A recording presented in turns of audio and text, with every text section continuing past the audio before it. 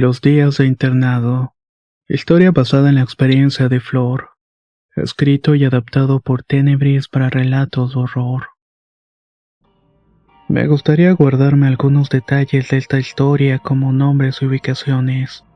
Más que nada porque quiero evitar problemas con las personas involucradas y lo mismo con las instituciones, ya que este lugar todavía existe hoy en día. Me llamo Flor y tengo 2 hermanas. Recuerdo perfectamente que tenía 5 años cuando esto pasó. Mi hermana pequeña, llamada Greta, tenía 4 años y la mayor, a cual le decíamos la Morena, 6. Cada una le ganaba con 1 año a la otra. Recuerdo que nuestros padres tuvieron la intención de llevarnos a un internado de monjas. El día que decidieron dejarnos ahí, grabé en mi memoria los detalles de este lugar. En la planta baja había un sillón y estaba en obra negra. Yo me solté a llorar sobre el sillón y no paré mucho tiempo. En este lugar se abrieron las peores heridas de mi niñez y por lo tanto de mi vida. Recuerdo que siempre me encontraba sola. No tenía amigas y a pesar de que mis hermanas estaban en el mismo internado, ninguna de las dos se juntaba conmigo. Solo Greta me iba a buscar, pero cuando lograba encontrarme me daba de golpes. Me acuerdo que la primera vez que Greta me golpeó venía corriendo hacia mí. Me dio mucho gusto verla porque pensé que se quedaría conmigo. Pero en lugar de eso, cuando estuvo lo suficientemente cerca, me dio un buen trancazo en la cara y siguió su camino corriendo como si nada. Así era siempre con Greta. Otras veces yo estaba volteada, jugando sola con alguna muñeca o lo que encontrara para entretenerme. En esos momentos llegaba Greta y me daba golpes sin ninguna consideración. A mí ni siquiera me daba tiempo de ver quién era. Ya me daba cuenta hasta que la veía salir corriendo y así lo hacía siempre y yo no podía entender el porqué. Hasta que un día encontré a las niñas reunidas en uno de los patios. Me escondí entre las macetas y vi cómo mi hermana la Morena aconsejaba a las otras niñas para que me golpearan. Me quedé sin palabras. Mi propia hermana mayor era la que mandaba a las demás para que no me hablaran y me dieran de trancazos. Incluso llegaron a pegarme en grupos de hasta 10 chicas. Esa vez fueron tantas que no recuerdo mucho. Solamente una lluvia de puños y patadas cayendo sobre mi cuerpo. A veces en las golpizas hasta me quitaban la ropa y los zapatos. Me dejaban en el suelo al borde de la inconsciencia. Todas las mañanas las monjas nos levantaban temprano para que nos laváramos la cara, nos peináramos y nos vistiéramos. Luego, cuando ya estábamos listas, nos llevaban a la escuela. Una vez que terminaba el horario escolar, llegábamos al internado para que nos dieran de comer.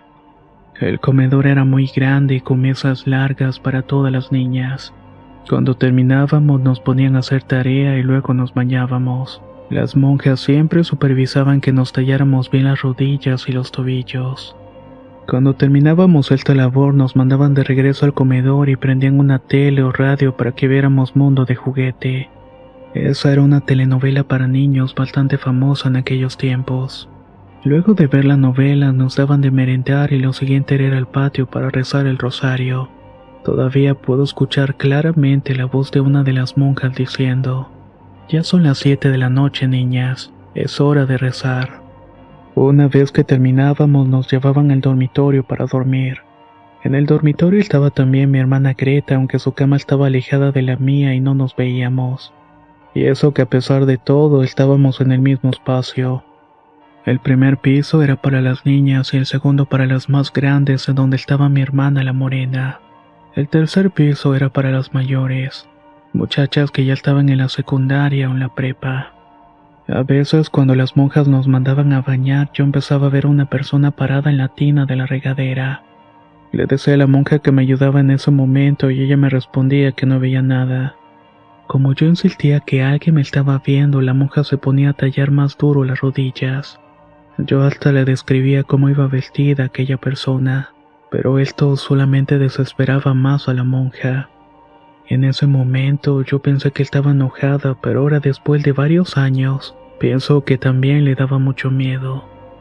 Con el paso del tiempo se comenzaron a rumorar algunas cosas.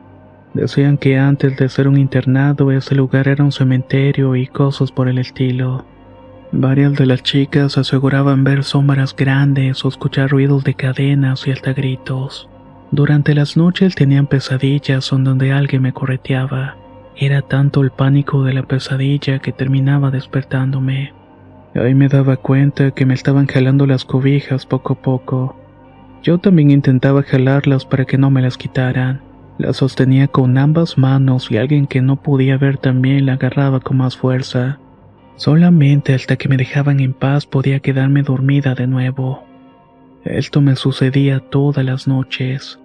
Otras veces en las pesadillas donde me perseguía me despertaba asustada y sudando. Mi cama estaba al frente de un ventanal, así que cuando me despertaba me quedaba mirando hacia la ventana. Por ahí se podía distinguir sombras gigantes que tenían la forma de una persona muy ancha. Prácticamente abarcaba todo aquel espacio. A mí se me erizaba la piel por el temor que sentía. Las sombras de aquel ventanal se quedaban de pie observándome por bastante tiempo. Pasaba la noche asustada mirando las sombras sin poder moverme y tapada con las cobijas. Otra noche estaba soñando que me perseguían y como siempre me desperté. Al quedarme despierta empecé a escuchar unas cadenas. Se escuchaba cómo las jalaban haciendo un ruido bastante fuerte. Así me pasaba prácticamente todas las noches. Un día, como todos los demás, las monjas nos levantaron para prepararnos y llevarnos a la escuela. Terminando las clases nos recogió un autobús donde iba una monja acompañando al chofer. Llegamos al internado y nos llevaron al comedor y mientras estábamos comiendo nos dejaron una caricatura. Era la del Correcaminos. Al terminar nos llevaron a hacer la tarea y luego al patio para que jugáramos. Yo me quedaba sentada jugando sola como de costumbre. De ahí nos llevaron a bañarnos y cuando me vestí nos hicieron formar una fila. A las demás les pidió que se apuraran porque nos llevarían al comedor. Nos dieron de merendar medio pan y una taza de atole con unas cuantas verduras.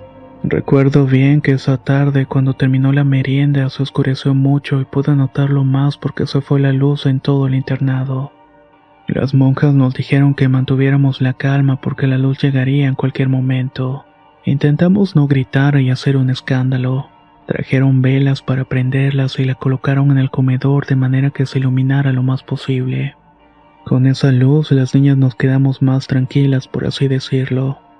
Algunas salieron del comedor porque había pasado mucho tiempo y la energía eléctrica no volvía. Yo fui una de las que permanecieron en el comedor junto con otras niñas. La mayoría se fue a jugar al patio a oscuras y las más grandes se fueron a sus cuartos para hacer las tareas. En eso entró una chica y me quedé hablando con ella. Le pregunté el nombre y me dijo que se llamaba Marcela. ¿Y qué haces aquí?, le pregunté. Vine a hacer mi tarea porque aquí hay más luz. Oh, ¿y qué estás estudiando? Estoy preparándome para ser secretaria. Eso fue lo último que me dijo antes de ponerse a hacer su tarea con concentración. Yo por mi parte me quedé sentada viéndola. Luego salí al patio porque una monja llamada Madre Patricia nos lo pidió. Después llegó una monja de nombre Azul y la hermana nos avisó que intentaban bajar a Marcela de la azotea. Me confundí un poco al escuchar esta noticia. Posiblemente Marcela se había movido del comedor hacia allá porque la Madre Azul seguía diciendo que la muchacha estaba al filo de la azotea. Todas miramos hacia arriba y en efecto, en la orilla de la azotea estaba la misma chica con la cual había hablado en el comedor. Claramente podía escuchar que estaba repitiendo su nombre una y otra vez, aunque ya no lo estaba haciendo con la voz de niña con la cual había hablado momentos antes. Esta era una voz muy cavernosa y gutural. Las madres estaban desesperadas gritando que bajara de allí. Todavía puedo recordar bien que estaba vestida de blanco y sus cabellos se movían de un lado para otro. Era como si hubiera mucho aire, pero la realidad es que no corría ninguno. Marcela parecía que no escuchaba los gritos de las monjas porque seguía gritando su propio nombre con esa voz espeluznante. Marcela, Marcela. Una de las madres desesperadas subió para ver por qué no bajaba. Cuenta que cuando subió la monja llamó a Marcela y cuando la chica volteó tenía la cara de un demonio. Entonces comenzó a gritarle a las monjas cosas horribles.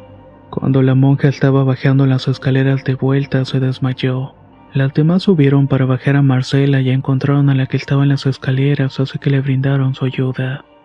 Mientras todo esto estaba pasando, las niñas nos quedamos en el patio viendo todo lo que pasaba con Marcela. En eso llegó la madre Patricia y se puso a rezar. También lo hicimos nosotras, solo que en esta ocasión nos pidió que hiciéramos otro tipo de oraciones que en este momento no recuerdo. El caso es que luego de soltar un grito desgarrador, Marcela desapareció. En ese instante llegó la luz y seguimos rezando por un tiempo que me pareció bastante largo. De ahí nos llevaron al dormitorio y por esa noche no sucedió nada más. Cuando subimos a los dormitorios a descansar, algunas niñas dicen que encontraron a Marcela en el comedor haciendo la tarea. Entonces le preguntaron por qué había subido a la azotea, a lo que ella contestó que no se había movido del comedor porque tenía mucha tarea que hacer. Luego de esa noche las sombras en el internado se hicieron más fuertes. Se veían por todos los pasillos y el ruido de las cadenas estremecía los ventanales. Después de un tiempo comenzaron a hacer una construcción en el internado para hacer un edificio para una nueva escuela. Cuando estuvieron excavando para la construcción sacaron varios huesos y esqueletos completos. Con esto me refiero que eran tantos huesos que causaban mucho terror. Mientras hacían las excavaciones, muchas de las niñas se ponían a jugar con aquellos huesos. Incluso yo misma lo llegué a hacer. Hasta que una tarde llegó una camioneta que se llevó los huesos y nunca más supe de ellos. Pasamos varios años en el internado hasta que nuestros padres fueron por nosotras y nos sacaron. Los años en ese lugar nos dejaron varias secuelas, sobre todo a mi hermana la morena. De hecho, estoy segura que llegó a necesitar ayuda psicológica, pero mis papás nunca se ocuparon de llevarla con un especialista. En la actualidad, mi hermana morena tiene 58 años y siempre está metida en problemas graves. Se juntó con un hombre menor que ella y al parecer tienen problemas muy fuertes. Los vecinos no la quieren por su mala actitud y cosas por el estilo. Sus hijos, en lugar de amarla, le tienen mucho miedo, y ella los tiene sumamente intimidados. Le gusta mucho inventar chismes para que sus familiares se peleen entre sí. A veces me pongo a pensar si viene así de nacimiento, o quizás es el resultado de esos años de abandono en el internado. Espero que esta historia que me animé a compartir con ustedes fuera de su total agrado. Muchas gracias por su atención.